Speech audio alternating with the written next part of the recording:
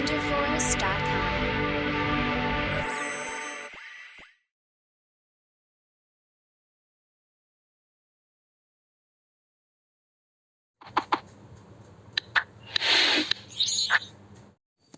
Hi students, welcome to Vizcom Telugu YouTube channel. JEE advance registration అయితే start అయింది.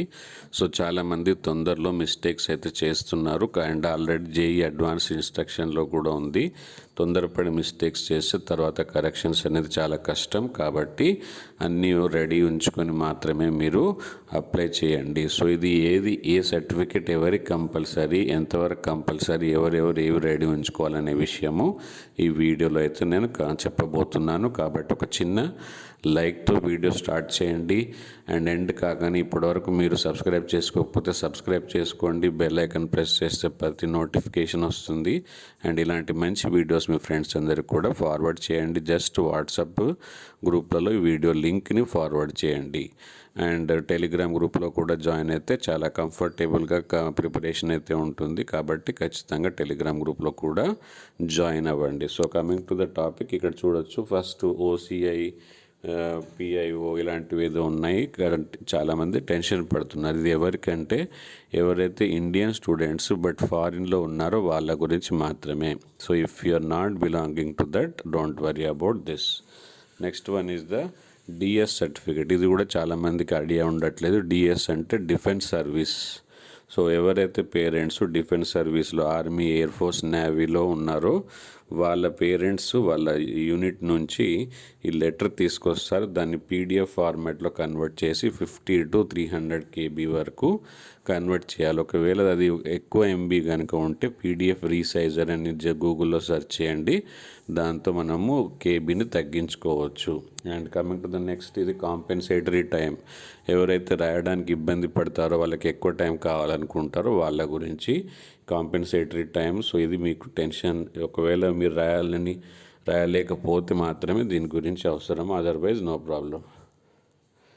Then scribe request అంటే ఎవరైతే exam రాయలేరో వాళ్ళ బదులు వేరే వాళ్ళని రాయాలంటే వాళ్ళని స్క్రైబ్ అంటారు. సో ఇది కూడా మోస్ట్ ఆఫ్ ద స్టూడెంట్స్కి అప్లికేబుల్ కాదు. సో కాబట్టి డోంట్ వరీ. సో ఇది స్క్రైబ్ రిక్వెస్ట్. అండ్ నెక్స్ట్ ఇక్కడ కూడా చాలామందికి ప్రాబ్లమ్స్ ఉన్నాయి. 40% డిసెబిలిటీ. ఎవరైతే పీడబ్ల్యూడి ఉందో వాళ్ళకు పర్సంటేజ్ ఆఫ్ డిసెబిలిటీ అని ఉంటుంది. సో 40% డిసెబిలిటీ ఉందా లేదా, బిలో 40% ఉంటే ఇది, అబవ్ 40% ఉంటే ఇది పీడబ్ల్యూడి సర్టిఫికేట్. ఇవన్నీ లేటెస్ట్ అథెంటికేటెడ్ సైన్ అయితే కావాల్సి ఉంటుంది. Next category certificate. ఇది అందరికీ అంటే కాదు. జనరల్ కేటగిరీలో మీకు ఎలాంటి కేటగిరీ లేని వాళ్ళకి ఇది మ్యాండేటరీ కాదు.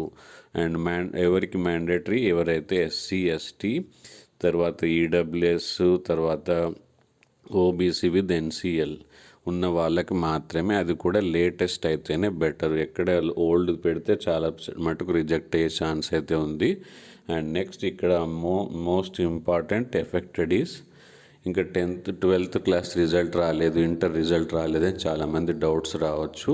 సర్టిఫికేట్స్ లేవు, మెమోస్ లేవు అని అనుకుంటే ఇక్కడ చూడండి క్లియర్గా ఉంది. ఎవరైతే 2024లో అపియర్ అయ్యారో వాళ్ళకి ఇది మ్యాండేటరీ కాదు. ఎవరికి మ్యాండేటరీ 2023లోనే ఎగ్జామ్ రాసి ఉన్న వాళ్ళకి మాత్రమే మ్యాండేటరీ. వాళ్ళకి ఎలా తెలుస్తుంది అని అనుకుంటే, మీరు ఆల్రెడీ జేఈ మెయిన్స్ అప్లై చేసినప్పుడు ఏదైతే ఇన్ఫర్మేషన్ ఉందో అది వీళ్ళకి ట్రాన్స్ఫర్ అవుతుంది. కాబట్టి 23లో మీరు పాస్ అయితే కంపల్సరీ, 24లో అపియర్ అయితే కంపల్సరీ కాదు. అండ్ 10th సర్టిఫికేట్ అనేది ప్రతి ఒక్కరిది కంపల్సరీ. ఇవన్నీ పీడిఎఫ్ ఫార్మాట్లో 50 నుంచి 300 KB వరకు అయితే ఉంచాలి. వీటన్నిటిని ఎలా అప్లోడ్ చేయాలి, ఏం చేయాలి అనేది నెక్స్ట్ వీడియోలో తెలుసుకుందాం. ఇవన్నీ అయితే రెడీ చేసుకోండి. Thank you, bye bye. Like చేయండి, సబ్స్క్రైబ్ చేయండి, బెల్ ఐకాన్ ప్రెస్ చేసి టెలిగ్రామ్ గ్రూప్లో జాయిన్ అయ్యి మీ ఫ్రెండ్స్ అందరికీ ఈ వీడియోని షేర్ చేయండి. Thank you, bye bye.